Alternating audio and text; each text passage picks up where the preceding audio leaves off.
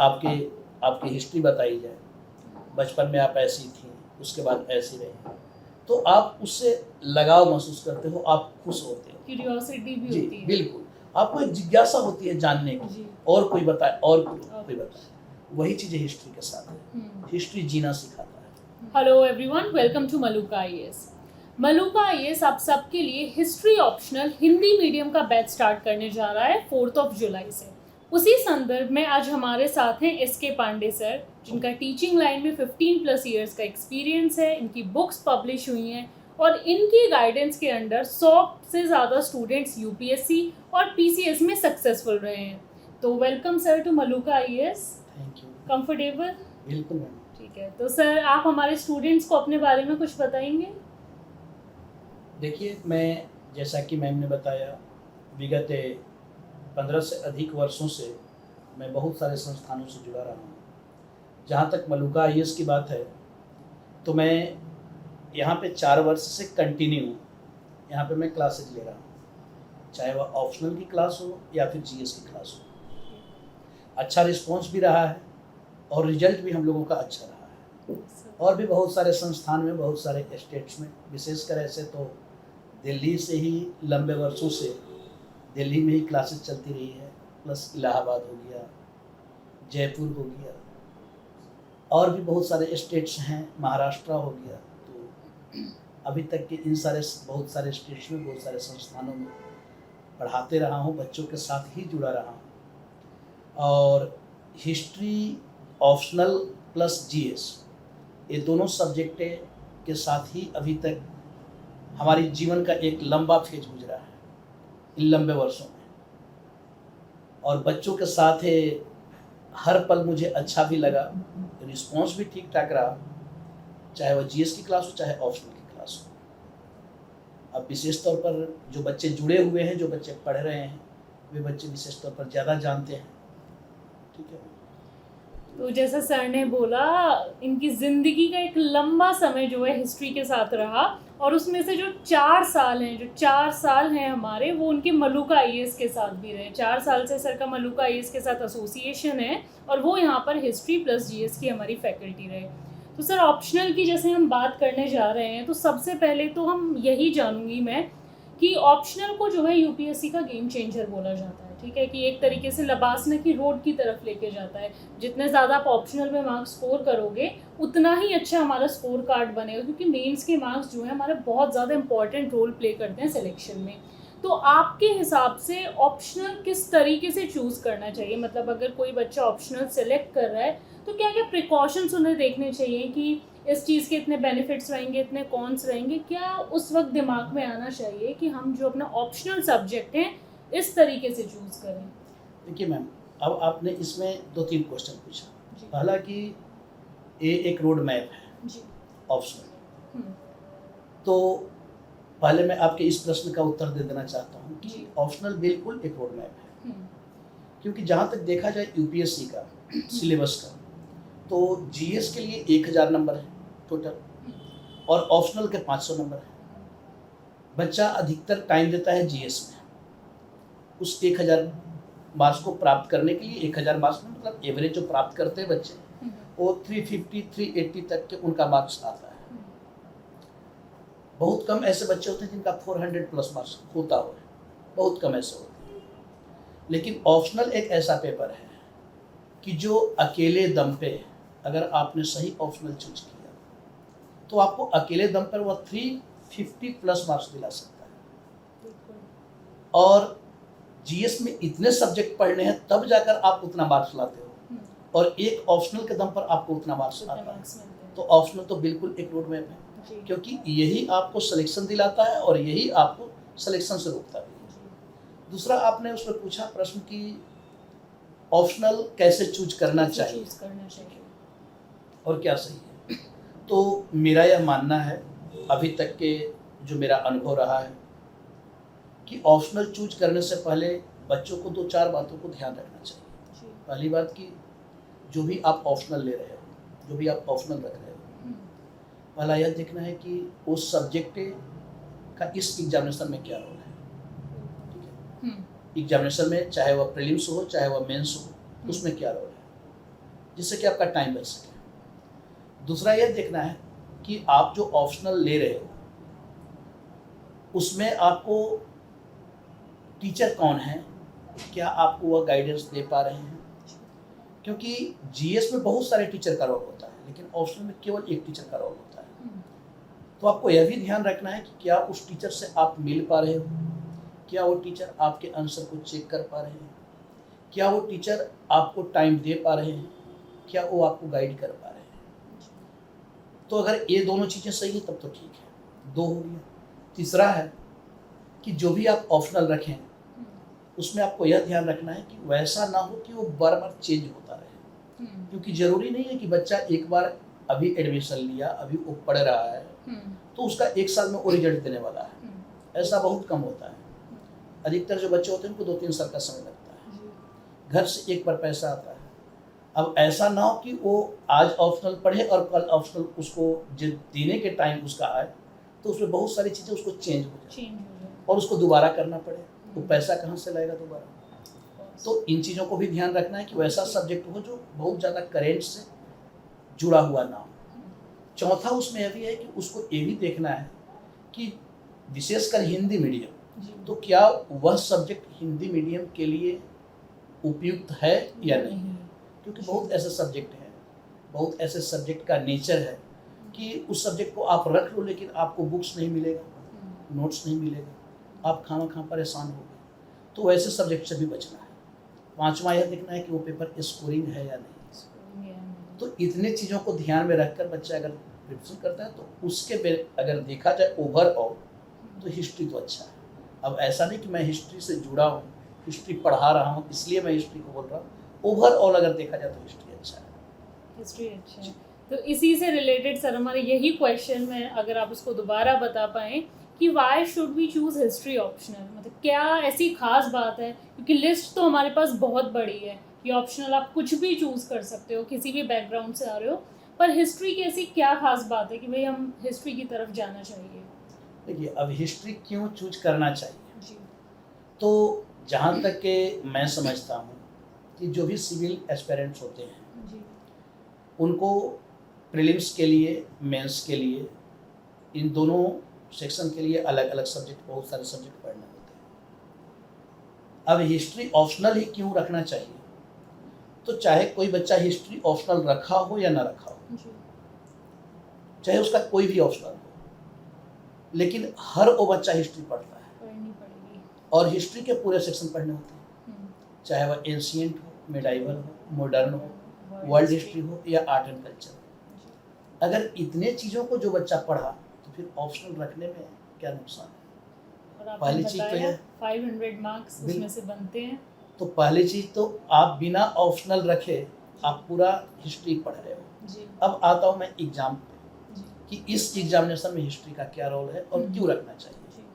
तो हिस्ट्री तो एक तो इसलिए रखना चाहिए कि बिना हिस्ट्री का आप प्रीलिम्स क्वालिफाई नहीं कर सकते। हिस्ट्री मजबूरी है इस एग्जामिनेशन के लिए, यानी आप दूसरे सब्जेक्ट को थोड़े बहुत आपको कर सकते हो कि उसको साइड लाइन अप कर सकते हो। जी। आप खुद सोचो कि 18 से 20 क्वेश्चन एवरी ईयर्स ये हिस्ट्री से रिलेटेड होते ही होते हैं प्रीलिम्स में, और आपका सिलेक्शन कितने क्वेश्चन में हो रहा है, 40 क्वेश्चन में। 100 में से टोटल नंबर ऑफ क्वेश्चन आपको 40 चाहिए सिलेक्शन के लिए। अगर आपको 20 क्वेश्चन, 18 क्वेश्चन अगर केवल एक सब्जेक्ट दे रहा है तो इसमें नुकसान तो कुछ भी नहीं है। और उसमें 18 से 20 क्वेश्चन में हर बच्चा अगर जिसने भी सही से तैयारी किया है, क्योंकि हिस्ट्री का क्वेश्चन बदलता नहीं है, 15 से 17 क्वेश्चन करने की स्थिति में वो एनी टाइम रहा है।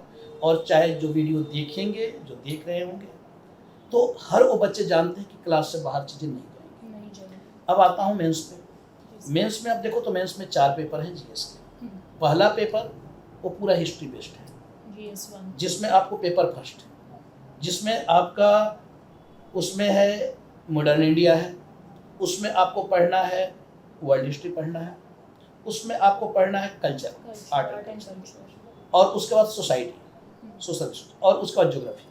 अगर उसमें 20 क्वेश्चन आप देखो तो 4 से 5 क्वेश्चन आप निकाल दो ज्योग्राफी का, उसके बाद बचा 2 क्वेश्चन आप सोसाइटी का, 6 क्वेश्चन, चलो हार्डली आप 7-8 क्वेश्चन निकाल दो, 12 क्वेश्चन आपका हिस्ट्री का पार्ट फॉर्म करता है। अब बताओ कि क्या कोई बच्चा 12 क्वेश्चन को मैनेज कहीं से कर सकता है?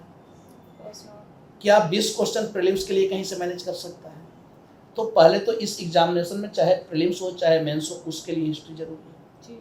दूसरी चीज़ आता हूँ, और इसका बेनिफिट आपको पेपर सेकंड में मिलता है। पेपर सेकंड में है आपका पॉलिटी, गवर्नेंस एंड IR। अब आप देखो तो वर्ल्ड हिस्ट्री अगर आप पढ़े हो, और वर्ल्ड हिस्ट्री आप पढ़े हो, तो हो ही नहीं सकता है कि अगर आपको इतिहास की जानकारी नहीं हो तो आप आज के भारत और अमेरिका के संबंध को बता पाओगे। बिल्कुल सर।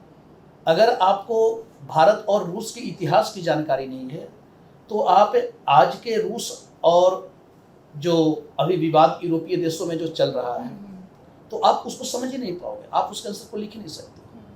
तो उसके लिए आपको वर्ल्ड हिस्ट्री पढ़ना होता है। अब आज जो आपको रूस और यूक्रेन का जो संकट है वो आज का तो है नहीं, उसके लिए आपको इतिहास के गर्त में जाना होगा, उसके लिए आपको 1854 में जाना होगा और क्रीमिया के युद्ध को समझना होगा, और क्रीमिया के युद्ध से क्या उनके बीच में तनाव चला आ रहा है, और वह लंबे तनाव चला, first world war, second world war, उसके बाद कोल्ड वार, ये सारी चीज़ें घटित हुई हैं। तब जाकर आप उसके संबंध को समझ सकते हो, तब आप साम्यवाद को, पूंजीवादी राष्ट्र को आप समझ पाओगे। तो यहाँ भी आपको पेपर सेकंड में फायदा है। आता हूँ पेपर फोर्थ में। पेपर फोर्थ में भी आप देखो तो वहाँ भी इसका रोल है। पेपर 4 में इथिक्स, इंटीग्रिटी एंड एप्टीट्यूड है। वहाँ भी आपको ऐसा नहीं कि वहाँ पे आपको गांधी का दर्शन पढ़ना है, वहाँ पे आपको बुद्ध का दर्शन पढ़ना है। तो ऐसा तो है नहीं कि आप गांधी और बुद्ध को यहाँ नहीं पढ़ रहे हो। तो पेपर 4 में आपको एसे तक में आप देखो, एसे में भी इसका रोल है। एक एसे आपको हिस्ट्री से रिलेटेड होता ही होता है। तो हिस्ट्री का मेजर अगर ओवरऑल देखा जाए तो एक जगह ही केवल उपयोगी नहीं है कि आपने ऑप्शनल पढ़ा तो आपको केवल ऑप्शनल तक आप सीमित हो, बल्कि आप जीएस के 3 पेपर में इसका हेल्प उठा रहे हो, इससे मिलाकर 4। तो इसलिए हिस्ट्री रखना तो जरूरी है, रखना चाहिए। बिल्कुल। तो ये इतनी सारे आपने जो डाउट सॉल्व करे, ठीक है, कि GS 1 में भी रोल है, GS 2 में भी रोल है, एथिक्स के पेपर में भी रोल है, और ऐसे में भी एक अच्छा कॉन्टेक्स्ट, हिस्टोरिकल कॉन्टेक्स्ट लिखने के लिए, डेवलप करने के लिए आपको हिस्ट्री पढ़ना इम्पॉर्टेंट है। और जिस तरीके से इस वक्त प्रीलिम्स के एग्ज़ाम सेट किए जा रहे हैं, जिसमें आपने बताया कि 20 क्वेश्चंस आते हैं, तो कहीं ना कहीं एक वास्ट सिलेबस कंसिडर किया जाता है हिस्ट्री का। तो आप ये मानते हैं सर कि वास्ट बेशक है पर फ़ायदे ज़्यादा हैं उसके, कि GS का वो जो कोर है एक तरीके से वो फॉर्म करता है? मैम देखो, अब हिस्ट्री को लेकर बहुत सारे र्यूमर हैं मार्केट में जी। अब र्यूमर कहाँ से है मैं यह तो नहीं बता सकता हूँ, लेकिन र्यूमर यह जरूर है कि हिस्ट्री में बहुत सारे डेट्स रखने हैं, बहुत सारे फैक्ट्स रखने हैं, हिस्ट्री बहुत वास्ट है, सिलेबस बहुत बड़ा है, मेमोराइज करना मुश्किल है। लेकिन मैं जो अभी तक कराते आया हूँ, पढ़ाते आया हूँ, और मैं जो जहाँ तक समझ पाया हूँ, यह जो ऑप्शनल जिन बच्चों का है वो बच्चे समझ पाते होंगे कि ऑप्शनल में ऐसा कुछ भी नहीं है। जहाँ तक अगर सिलेबस के ब्रॉड होने की बात है कि बहुत बड़ा है, तो बड़ा है तो आप इसका रोल देखो कि रोल कितना है। आप उन्हीं चीज़ों को प्रीलिम्स में पढ़ रहे हो, आप उन्हीं चीज़ों को मेंस में पढ़ रहे हो। वहाँ पे किसी ने नहीं बोला कि यहाँ पे बहुत बड़ा है और बहुत सारे डेट्स रखने हैं, फैक्ट्स रखने हैं, लेकिन ऑप्शनल को लेकर यह प्रश्न जरूर उठाया जाता है कि हिस्ट्री ऑप्शनल में बहुत सारे फैक्ट्स हैं और डेट्स हैं और सिलेबस बहुत ब्रॉड है, इसलिए इसको नहीं रखा जा सकता। तो इसमें सिर्फ यही हो सकता है, जहाँ तक अगर यूपीएससी की बात की जाए तो यूपीएससी में चाहे सिलेबस कोई भी हो, कोई भी ऑप्शनल हो, किसी भी ऑप्शनल में आप देखोगे कोई भी ऑप्शनल बहुत बड़ा नहीं और बहुत छोटा नहीं है। सिर्फ बड़ाई और छोटा इतना हो सकता है एक स्टूडेंट के, अगर उसके नज़रिए से देखा जाए तो सिर्फ यही हो सकता है कि कोई सब्जेक्ट 15 दिन पहले समाप्त हो जाएगा और कोई सब्जेक्ट आपका 15 दिन बाद समाप्त होगा। एक बच्चे को, उसके रूममेट को सिर्फ एक खुशी हो सकती है कि मैं तुमसे 15 दिन पहले अपने ऑप्शनल को कंप्लीट कर लिया, लेकिन उस 15 दिन का क्या नुकसान वो उठाता है वो उसको 2 साल बाद पता चलता है, जब जीएस के सारे सब्जेक्ट अलग से प्रिपेयर करने होते हैं। क्योंकि जब आप, ठीक है आपने 15 दिन एक्स्ट्रा पढ़ाई की, लेकिन उसके बाद आप ये तो देखो कि उसके साथ साथ आपका प्रीलिम्स और आपका मेंस भी तो कंप्लीट हो गया। आप किसी और ऑप्शनल को आप उसके जगह रखो। कौन ऐसा ऑप्शनल है जो आपको प्रीलिम्स के लिए अलग से नहीं पढ़ने दे रहा है, मेंस के लिए अलग से नहीं पढ़ने दे रहा है? तो सिलेबस बिल्कुल बड़ा नहीं है, जो जीएस में पढ़ना है वही इधर भी पढ़ना है। जीएस में भी बच्चा पूरा पढ़ता है, उन्हीं चीज़ों को थोड़ा सा एक्स्ट्रा ऑप्शनल पढ़ रहा है। ठीक है, 2 पेपर तो सोचना नहीं है आपका, वर्ल्ड हिस्ट्री और मॉडर्न इंडिया, सिर्फ एंशिएंट और मिडाइवल वो प्रीलिम्स के लिए बच्चों को पढ़ना होता है। लेकिन कोई ऐसी किताबें हैं क्या कि जहाँ पे केवल फैक्ट लिखा हुआ हो और आप पढ़ रहे? अगर आप एंशिएंट और मिडाइवल की भी बुक पढ़ रहे तो वही बुक ऑप्शनल का भी बच्चा पढ़ रहा है, और वही बुक्स को वो प्रीलिम्स के लिए भी बच्चा पढ़ रहा है। तो इसमें कोई वो नहीं है कि सिलेबस बड़ा है और किसी का सिलेबस छोटा है, इसका फायदे ज़्यादा है, इसके फायदे इसके ज़्यादा फायदे हैं। ज़्यादा है। तो सिलेबस की हमने बात की, पर उसके उतने ही ज़्यादा फ़ायदे हैं। तो सर उस फ़ायदे के लिए कितना टाइम चाहिए स्टूडेंट्स को, कि हिस्ट्री ऑप्शनल जो प्रिपेयर करने के लिए कितना एक स्टूडेंट को टाइम डेडिकेट करना चाहिए, कितने दिन कितने महीने लगभग लग जाएंगे अगर ये ऑप्शनल हमें कंप्लीट करना हो? मैम, स्टूडेंट लाइफ जो होता है बहुत कम होता है। जी सर। मैं स्टूडेंट लाइफ कह रहा हूँ कि यानी जो प्रिपरेशन का टाइम है बिल्कुल। एक स्टूडेंट का 3 से 4 साल का स्टूडेंट लाइफ होता है।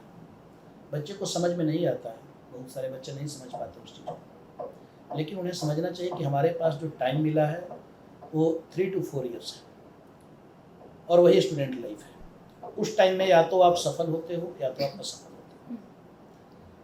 अब जहाँ तक ऑप्शनल की बात है, हिस्ट्री की बात है, तो हिस्ट्री में मेरा अभी तक का जो एक्सपीरियंस रहा है वो 4 to 5 मंथ्स, 5 मंथ्स, थोड़ा बहुत ऊपर नीचे, उसमें भी बहुत सारे फेस्टिवल आते हैं, बहुत सारी छुट्टियां होती हैं, संडे पड़ता है, आप उसको हटा दो तो टोटल क्लास का 4 to 5 मंथ्स वो चला जाता है, उतना जाता है। लेकिन उस 4 to 5 मंथ्स को आप बचा रहे हो जीएस के, यानी आपको उतना टाइम आपने अगर ऑप्शनल में दिया तो वो केवल ऑप्शनल नहीं, उसके साथ साथ आप प्रीलिम्स और मेंस के भी आपका साथ साथ तैयारी कर रहे हैं। लगभग 120 से 150 दिन आपने बोले कि इतने तो डेडिकेट करने ही पड़ेंगे, पर फायदे उसके ज़्यादा होंगे। ठीक है। तो सर एक और चीज़, जैसे हम सब जानते हैं कि यूपीएससी एस्पिरेंट जो होते हैं डिफरेंट बैकग्राउंड्स के होते हैं, कि इंजीनियरिंग बैकग्राउंड से भी, हमारे ह्यूमैनिटीज़ बैकग्राउंड से भी होते हैं बहुत ज़्यादा, और कॉमर्स बैकग्राउंड से भी होते हैं। तो हिस्ट्री ह्यूमैनिटीज़ का सब्जेक्ट है, तो आपके हिसाब से जो ये पहले से पढ़ के आते हैं उनको थोड़ा एडवांटेज होता है या सब इक्वल फुटिंग पे होते हैं? ऐसा एक कहा जाता है कि ये ह्यूमैनिटीज का सब्जेक्ट है जी, लेकिन जहाँ तक इंडिया का एजुकेशन सिस्टम है, जी सर, चाहे वह कोई भी स्टेट हो, अगर देखा जाए तो सारे स्टेट में एक समान का एजुकेशन सिस्टम है।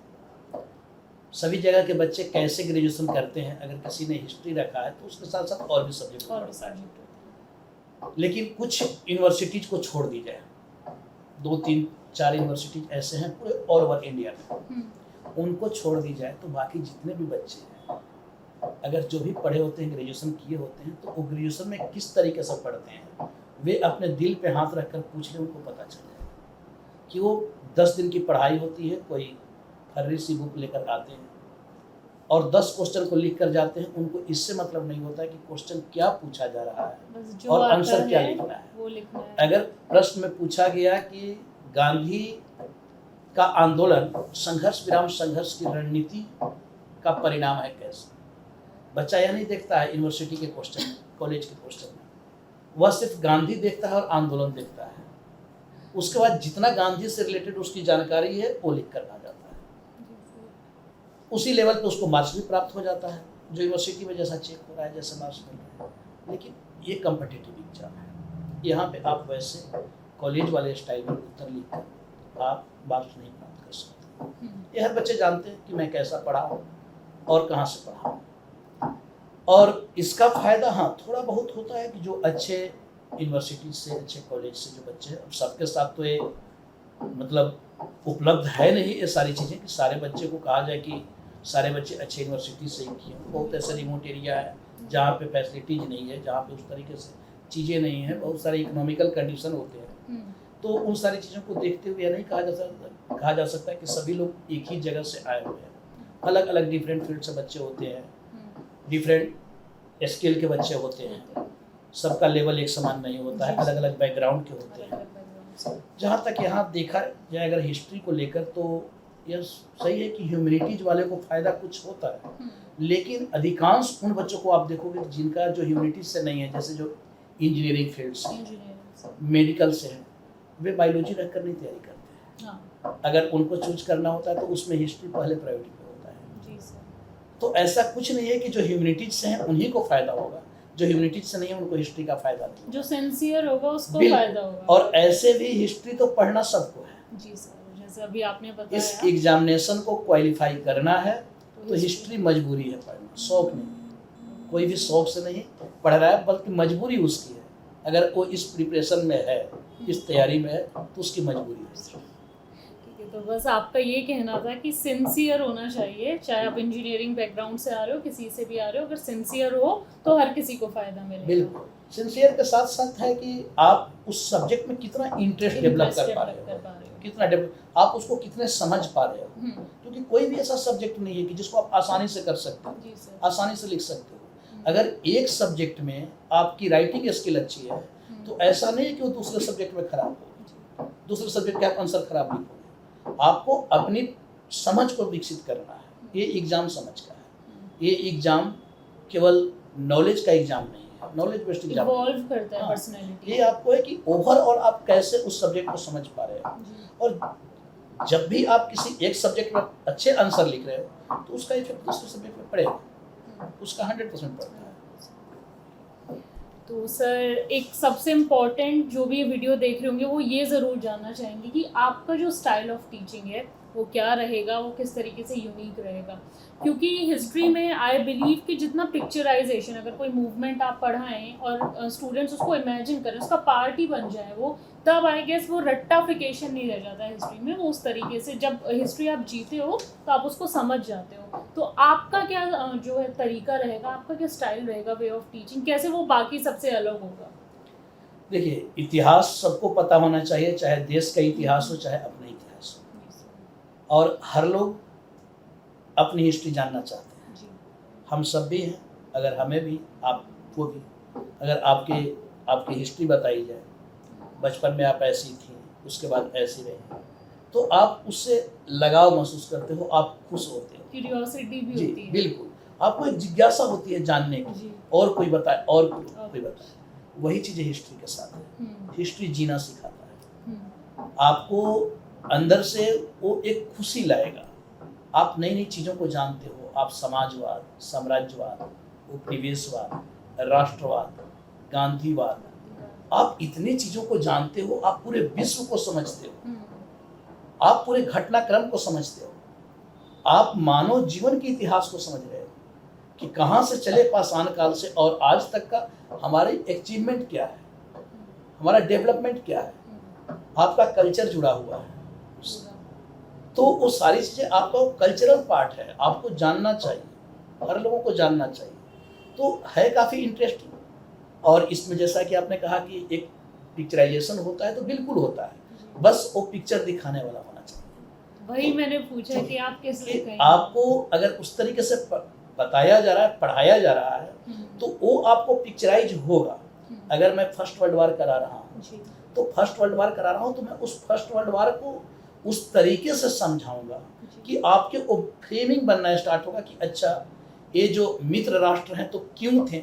अब ऐसा तो है नहीं कि फर्स्ट वर्ल्ड वार को आप डायरेक्ट समझ जाओगे, बल्कि उसके पहले के घटनाक्रम को जानना होता है। उसके पहले के घटनाक्रम को जब आप जानते हो, उसके पहले के घटनाक्रम को आप देखते हो, तब आप देख रहे हो कि अच्छा, उसके पहले के घटनाक्रम कैसे फ्रांस और जर्मनी के बीच में क्या चल रहा है, कैसे जर्मनी का एकीकरण हुआ है, कैसे बिस्मार्क की क्या नीति रही है।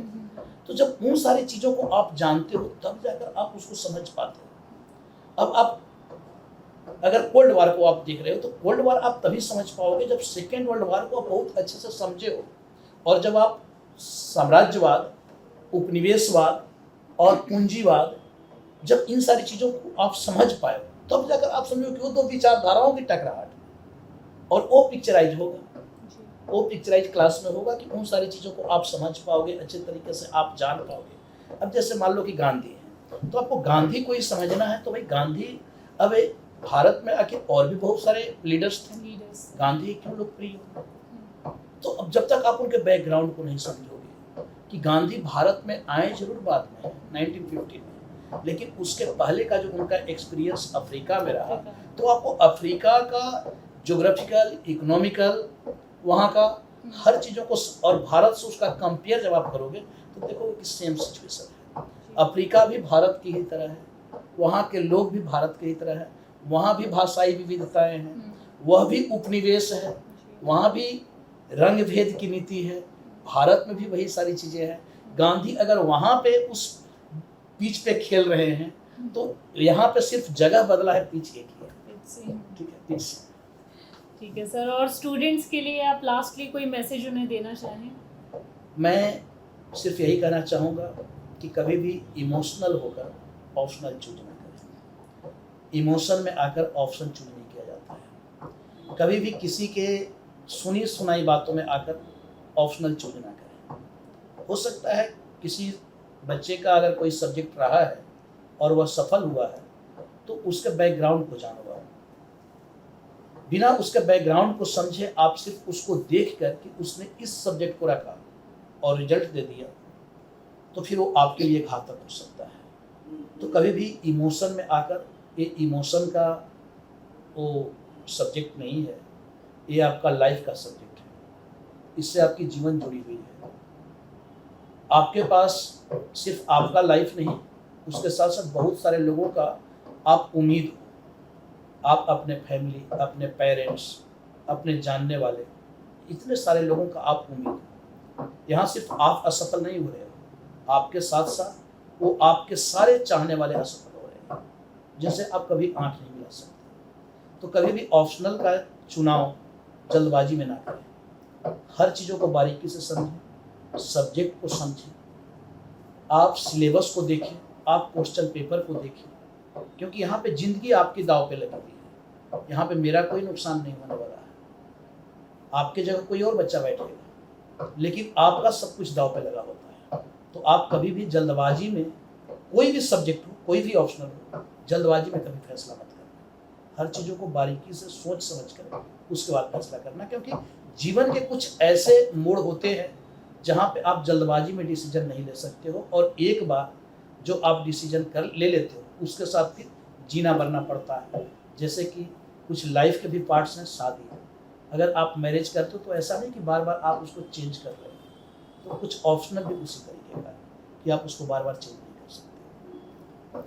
So thank you so much sir, इतनी इंसाइटफुल बातें हमारे एस्पिरेंट्स के साथ शेयर करने के लिए। और आई होप कि आप सब लोगों के लिए भी एक बहुत ही ज़्यादा इंसाइटफुल सेशन रहा, जहाँ बहुत से हिस्ट्री से रिलेटेड जो मिथ्स हैं आपके ख़त्म हुए होंगे, कि जो इतने सारे रूमर्स होते हैं, गॉसिप मॉन्गर्स होते हैं, इतनी सारी चीज़ें हिस्ट्री से रिलेटेड, वो अब आप सबको क्लियर हो गई होंगी। और जैसा मैंने बताया कि 4 जुलाई से हिस्ट्री का हिंदी मीडियम बैच स्टार्ट होने जा रहा है, और जो इस वक्त स्क्रीन पर नंबर फ्लैश कर रहा है, आप उस पर इंक्वायरी के लिए कॉल कर सकते हैं। Thank you so much. बहुत बहुत धन्यवाद। Thank you.